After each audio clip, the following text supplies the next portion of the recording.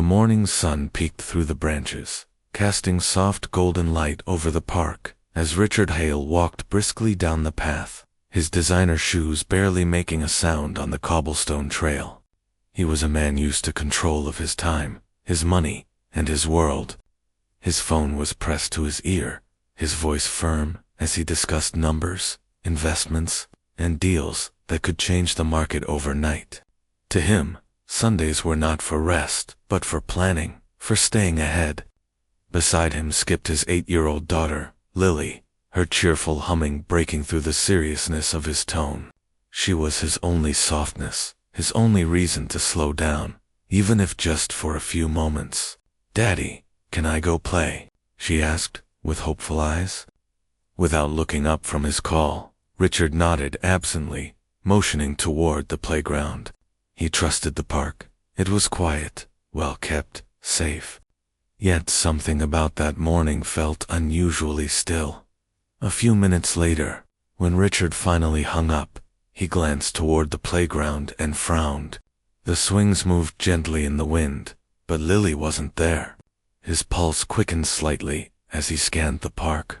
Then, just beyond the row of benches, he saw her sitting beside a girl who couldn't have been more than 16. Her clothes were worn and faded, her sneakers patched, and her hair tied up loosely, as if she hadn't had the luxury of a mirror for a long time.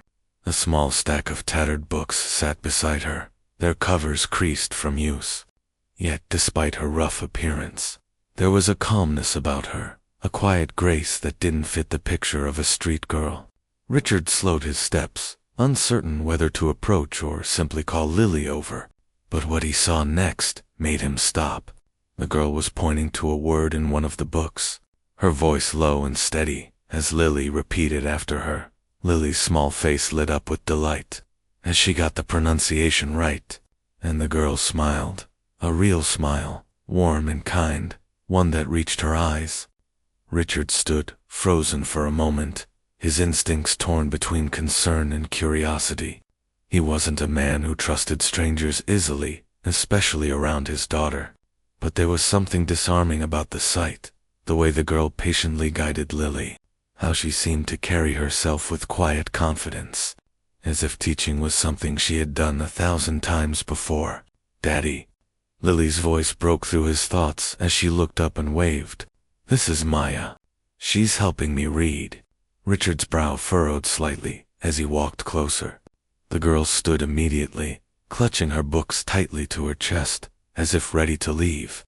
"Good morning, sir," she said politely, her tone respectful, but cautious. "I'm sorry if I overstepped." She asked about my books, and we started reading together. Her voice was gentle, but there was something in it, a mix of intelligence and humility, that caught him off guard. He noticed her hands trembling slightly, the way she tried to stand tall, despite the nervousness flickering in her eyes. "It's fine," Richard replied after a pause, though his tone was distant. "I just didn't expect to see her reading with someone I didn't know." He looked at the worn books, classic novels, and old grammar guides, all carefully stacked, and then back at her.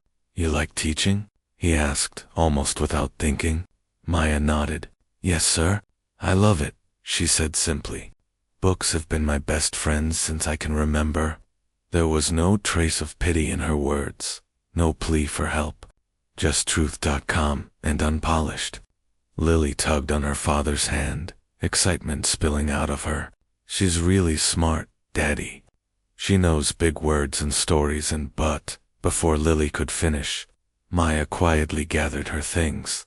"I should go," she said softly, offering a small smile to Lily. "Keep practicing, okay? You're doing great." Richard watched as she turned to leave, her figure small against the wide park. Something about her footsteps, steady yet uncertain, stayed with him. Lily frowned. "Can we see her again?" she asked, holding his hand. Richard didn't answer right away. His mind was still turning over what he had just witnessed. He was a man who had met professors, consultants, and advisors from the best universities in the world. Yet none had spoken about learning with the kind of quiet passion he had heard in that girl's voice.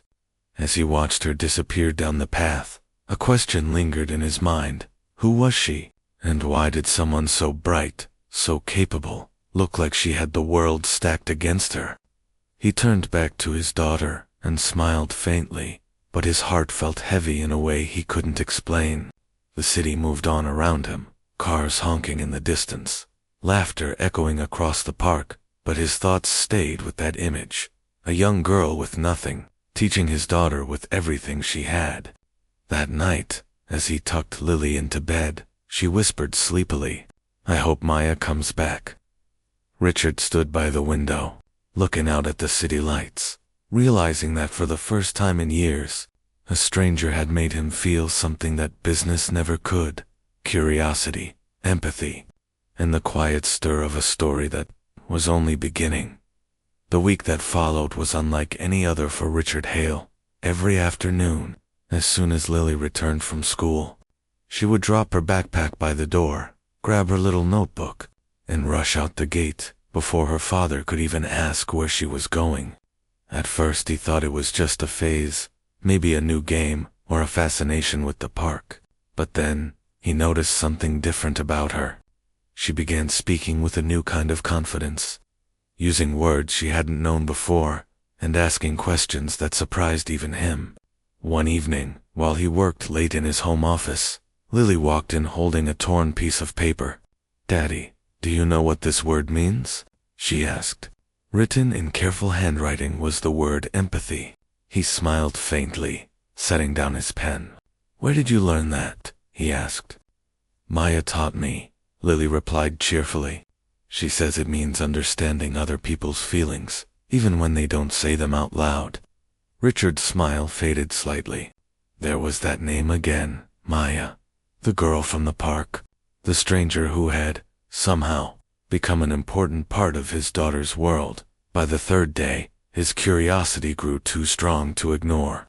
When he left his office early, he found himself driving toward the park without thinking. The sky was painted in the warm colors of sunset, and there, on the same old bench, he spotted them, Lily sitting cross-legged with a pencil in her hand, and Maya beside her, her head bent as she guided Lily's small fingers across a notebook. They weren't just going over letters or numbers. They were laughing, pausing to talk about the stories in the books they read. Maya's voice carried softly through the evening air, gentle, patient, and full of warmth. "Remember, Lily," she said, "it's not about being perfect. It's about trying your best and being kind to yourself." Richard stood behind a nearby tree, his chest tightening with something unfamiliar. He wasn't used to hearing lessons like that. In his world, everything was about results, efficiency, and success. But here was this young girl, who had nothing, teaching his daughter the one thing his money never could: humanity. He watched as Maya picked up a small leaf from the ground and handed it to Lily. "See this?" she said. "People walk over these every day without noticing. But look closely. It's beautiful. Everything is, when you take the time to see it." Lily nodded, studying the leaf carefully. Richard felt his throat tighten again. It was a simple moment, yet it stirred something deep inside him, something that felt almost like shame. He had built an empire teaching others how to lead and manage, but here was a girl with nothing teaching his daughter how to live. A few minutes later, he finally stepped forward, pretending to have just arrived. Lily turned, smiling brightly. "Daddy, Maya taught me about how plants breathe. Did you know leaves have tiny holes that help them live?" Richard chuckled softly, nodding. "I didn't, actually." His eyes shifted to Maya, who stood up quickly, clutching her books to her chest as always. "Hello again, sir," she said politely. "I hope it's okay that we meet here." Richard nodded. "It's more than okay," he replied, then paused before asking, "You're very good with her. Where did you learn to teach like that?" Maya hesitated, her eyes flickering toward the ground. "I used to go to school," she said quietly. "I love learning. I just don't have a place to do it anymore." Her words hung in the air, simple but heavy. Richard frowned slightly. "What do you mean?" he asked. She hesitated again, her voice softer now. I don't really have a home right now, she said, her tone almost apologetic. But it's all right. The park is peaceful. I study here when I can. Lily's hand tightened around Maya's. You can come to our house, she said innocently, but Maya smiled and shook her head. That's sweet, Lily, but I'll be fine. She looked up at Richard and added, some people are born into comfort, and some have to build it step by step. I'm still building mine. There was no bitterness in her tone, only quiet strength. That night, Richard couldn't stop thinking about her. At dinner, his mind wandered as Lily talked excitedly about the lessons she had learned about kindness, about gratitude, about seeing beauty in small things. Each word felt like a reflection of Maya's voice echoing in his head. He realized how much his daughter was learning, not from a school, not from a tutor, but from a homeless girl sitting on a park bench with nothing but a few worn books and a heart full of purpose. It unsettled him in ways he couldn't explain. Later, as the city lights blinked through his office window, Richard leaned back in his chair, lost in thought. He had always believed that money could buy the best of everything: education, success, respect. But Maya had shown him something that no amount of money could teach, that wisdom doesn't need wealth, and kindness doesn't need comfort. Somewhere between her humility and strength, Richard found himself wanting to know more, not out of pity, but admiration. Who was this girl really? How did she end up here? And why did he feel like she was teaching him, too? The questions lingered long after midnight, whispering in the silence of his penthouse. As the memory of her soft voice and Lily's laughter echoed faintly in his mind, Richard Hale had built his empire on information. He knew how to find what others couldn't, how to uncover every secret, every detail. But as he sat in his office the next morning, his mind wasn't on business deals or contracts. It was on Maya, the quiet girl in the park, with old books and a voice full of wisdom. There was something about her that didn't make sense. She spoke like someone educated, disciplined, and thoughtful, yet her clothes and her words told a story of hardship. That contrast gnawed at him all day. By evening, he gave in to curiosity and called his assistant, a man named Robert, who had handled delicate matters for years. I need you to find out everything you can about a girl named Maya, Richard said in a low tone. She's young, maybe 16 or 17. She spends time at the park near Hillcrest Avenue. Be discreet. Robert didn't ask questions. Within hours, he was digging through school records, public documents, and social services files. By nightfall, he returned with a thin folder, but what it contained stopped Richard cold. Maya Collins, once a scholarship student at the prestigious St. Catherine's Academy, one of the best schools in the city. Her teachers had described her as brilliant, empathetic, and destined to inspire others. She had won academic awards, led community projects, and even volunteered as a tutor for younger students. Her dream had been to become a teacher, a goal she had spoken about passionately in every report and essay. But then, tragedy struck. 2 years earlier, her parents had been killed in a car accident on their way home from work. With no close relatives, Maya had been placed in a group home for minors. The file mentioned that she had run away a few months later, the reasons marked as unknown. Since then, she had no official address, no job, and no trace of schooling. Yet the librarian at a local public library confirmed that a girl matching her description visited, daily reading books on education, child development, and psychology. She spends hours here, the librarian had told Robert. She says, one day she'll have a classroom of her own. Richard leaned back in his chair, staring at the file. For a long moment, he couldn't move. The city lights shimmered through the glass walls behind him, but all he could see was that girl sitting on a park bench, teaching his daughter how to read with a smile that hid years of pain. How could someone who had lost everything still find it in herself to give so much? He felt something stir in him, something he hadn't felt in years. Guilt. He thought of how many times he had passed people like her on the streets without a glance. How easily he'd written them off as hopeless cases. Yet here was proof that sometimes people didn't need saving, they just needed someone to see them. Later that night, Richard sat alone in his study, the city quiet outside. The file lay open before him, but his eyes weren't on the words anymore. He kept seeing flashes of Maya's life as he imagined it, a young girl in uniform, laughing with classmates, holding her books proudly. Then, standing helpless at her parents' funeral, clutching a photo to her chest. He pictured her alone in a crowded shelter, scared but determined, sneaking away with her books to study under a streetlight because she refused to let her dream die. The thought of it broke something inside him. He had seen the face of strength before, in business, in competition, but never like this. This was not strength for recognition or reward. This was strength born from love, from survival, from the refusal to give up when the world turned its back. Sleep didn't come easily that night. Richard found himself pacing by the window, his reflection merging with the skyline beyond the glass. His life had been about control, every success carefully calculated, every move deliberate. But this feeling, this mix of admiration, sadness, and responsibility, was something he couldn't calculate.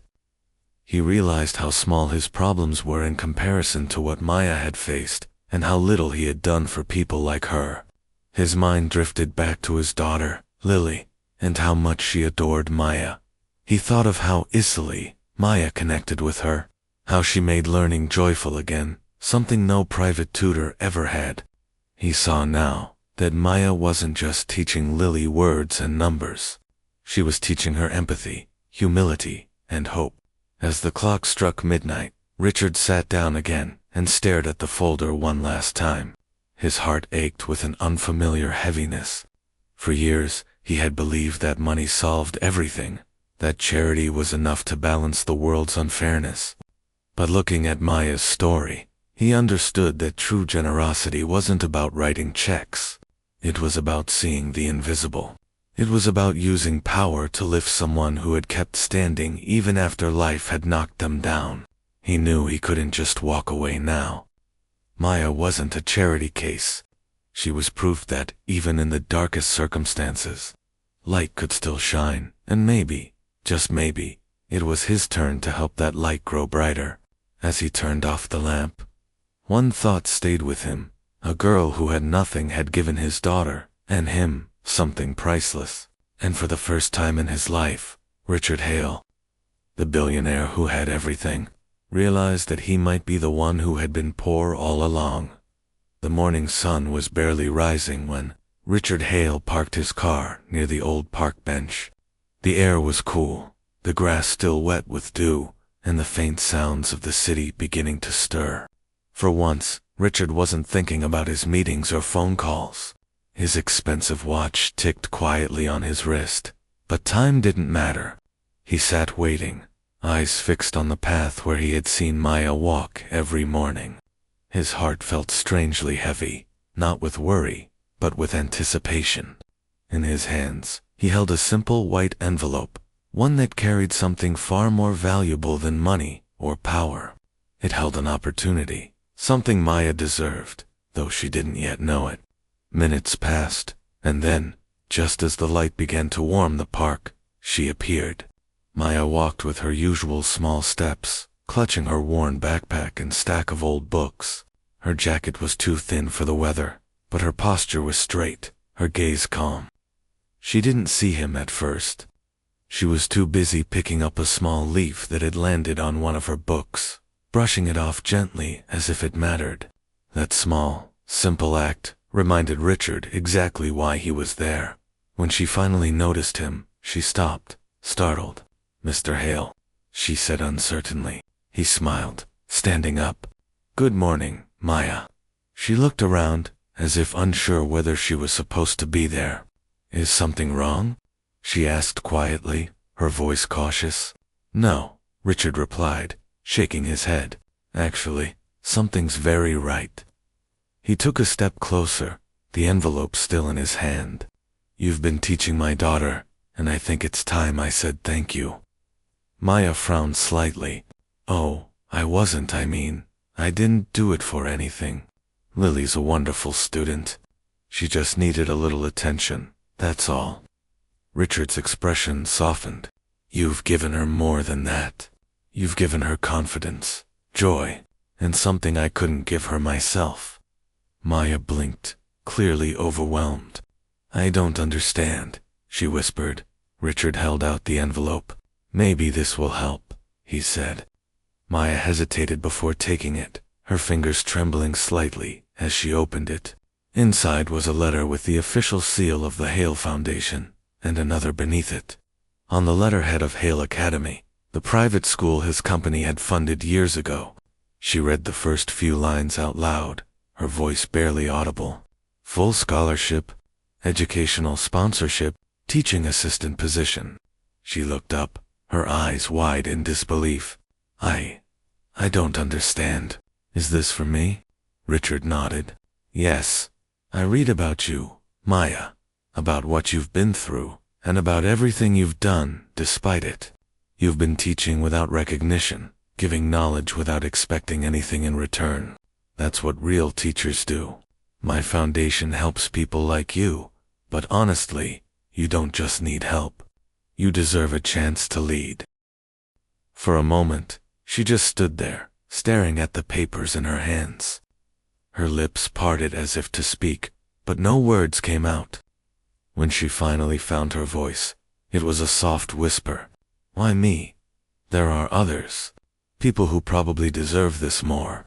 Richard smiled faintly, his eyes kind. Because you've already been doing the work of a teacher, Maya, without the classroom, without the pay, without the recognition. You've done it with heart, and that's something no degree can teach. Maya pressed a hand to her mouth, trying to hold back tears. The weight of his words settled on her like warmth after a long winter. She had spent so long feeling invisible, surviving day by day, never expecting anyone to see her for what she truly was. Now here stood one of the richest men in the city, telling her she was worth believing in. Richard continued gently. I can't change your past, but I can help you build your future. The academy is looking for someone with your spirit.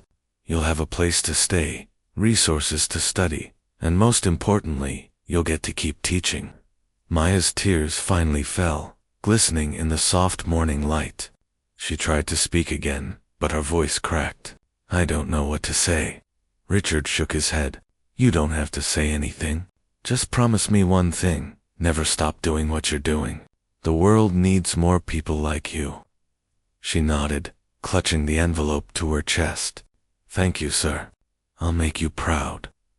Lily came running up then, holding a drawing she had made at home, a picture of her, Maya, and her father standing in the park. Daddy, did you tell her? Lily asked excitedly. Maya smiled, kneeling down to hug her. He did, she said softly. And it's the best surprise I've ever had. Richard watched the two of them together, a sense of peace washing over him. For years, his life had been about numbers and achievements, but this felt like something real. As they walked toward the car together, he glanced back at the old park bench, where it had all begun. It looked ordinary, worn by time, but he knew it would always hold the memory of something extraordinary, the moment a homeless girl's kindness had changed. Not only his daughter's life, but his own. The months that followed felt like the start of a completely new chapter, not just for Maya, but for everyone whose lives she had quietly touched. The world she now lived in was nothing like the one she had known before. Gone were the nights spent in cold shelters, the long walks searching for a safe place to read, and the feeling of being invisible to the world. Instead, every morning she woke to sunlight streaming through the curtains of a small but cozy apartment that had come with her new position at Hale Academy. On the walls were shelves filled with books, the same kind she used to borrow from public libraries and return with regret. Now, they were hers. Her name, Miss Maya, was written neatly on the door of her classroom. The first day she stood before her students, She could hardly believe it was real. The children sat in neat rows, pencils in hand, faces filled with curiosity. And in the front row, with her familiar, bright smile, was Lily, sitting proudly with her notebook open. When Maya began the lesson, her hands trembled slightly. But as soon as she heard the children's laughter and questions, she felt something she hadn't felt in a long time. Belonging. Each day brought a new joy. Maya taught more than lessons from books. She taught about kindness, about perseverance, about believing in oneself even when the world says otherwise. Her students loved her because she listened, really listened. She noticed when someone was too quiet, or when someone's smile hid sadness. She had been there once herself, and she understood how much a few kind words could mean. Richard often found himself visiting the academy more often than before. He would stand quietly by the door of her classroom, watching as she worked with the students. She never noticed him right away. She was always too focused on the children, but when she did, she would smile and nod. He would leave each time with a feeling he couldn't quite describe. It wasn't pride exactly, though there was plenty of that. It was gratitude. Gratitude that he had met someone who had reminded him of what truly mattered. For years, Richard's life had been measured in deals closed and profits earned. But now, he found himself measuring success differently, in laughter, in learning, in small acts of compassion. The academy began to thrive under Maya's influence. Parents often spoke about how their children were not just learning faster, but becoming kinder. The school's annual ceremony that year was dedicated to celebrating new beginnings, and everyone agreed that Maya should give the keynote speech. When she was first told, she protested shyly. "I'm not good at speeches," she said. But when she stood on that stage, looking out at hundreds of students, parents, and teachers, something inside her steadied. She saw Richard and Lily sitting together in the front row, their faces glowing with encouragement. She took a deep breath and began. Her voice was calm, but full of emotion. "When I was a little girl," she said, "I used to believe that people who had the most money were the luckiest. But life taught me something different. Sometimes, the ones who have the least end up giving the most. Because when you lose everything, your home, your comfort, even your sense of security, you start to realize that kindness is the only thing you can still share. And once you start sharing it, life finds a way to give it back to you." Her words silenced the room. There was no sound except for the soft hum of the air conditioning and the quiet sniffles of those who were moved by her story. She smiled and continued, "I stand here today not because I'm special, but because someone believed in me when I had nothing. And that's the greatest gift anyone can give, belief." The audience erupted in applause, some rising to their feet. Maya looked down, humbled, her cheeks flushed with emotion. In the crowd, Richard felt his eyes sting. For the first time in years, he felt tears well up, not of sadness, but of pride. He had helped countless people through his charity foundation, but this felt different. This wasn't about charity or obligation. This was about connection, the simple, human act of one soul helping another find its way. He remembered the first day he met Maya, how she had looked fragile, yet unbreakable. Sitting on that park bench, teaching his daughter, without expecting anything in return. That moment had changed him, though he hadn't realized it then. After the ceremony, Richard approached her as the students crowded around, hugging her and thanking her for her words. When she finally noticed him, she laughed softly. "You didn't tell me it would be this emotional," she said. "You never told me you'd become this inspiring," he replied with a smile. She shook her head modestly, glancing toward Lily, who was chatting happily with her friends. "Your daughter's the real reason I'm here," Maya said. Richard looked at her warmly. "No, Maya," he said quietly. "You're the reason she's the person she is today." As the crowd slowly dispersed, Maya stood by the window, watching the sunset paint the sky in soft orange and pink. The world outside was the same as it had always been, busy, loud, imperfect. But to her, it looked different now. It looked full of hope. Behind her, Richard and Lily stood side by side, proud and grateful. In that moment, Maya realized something profound, that home wasn't just a place. It was the people who believed in you, the lives you touched, and the purpose you carried in your heart.